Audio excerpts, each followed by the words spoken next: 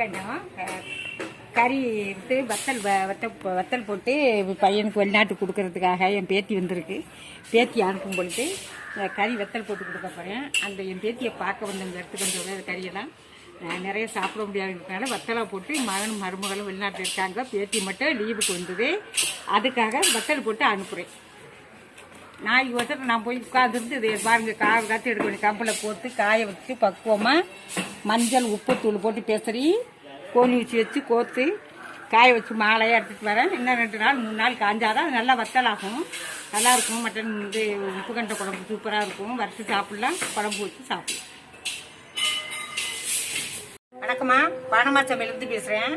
பாருங்க, என்னோட பேத்தி வெளிநாட்டுன்னு வந்துச்சு. அது பார்க்கறதுக்காக எல்லாம் மட்டன் இடத்துக்கு நிறைய பேர் வந்தாங்க. அதெல்லாம் அவ்வளோ சாப்பிட முடியாதுன்னு வத்தல் போட்டு கறி வத்தல் போட்டு உப்பு கண்டம் இதுக்கு பேர்.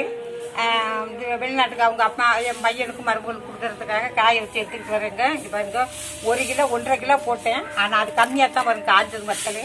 இது நாய்க்கு வசனம் போய் உட்காந்துருந்து காற்று இதை எடுத்து காய வச்சு எடுத்துக்காரேன்.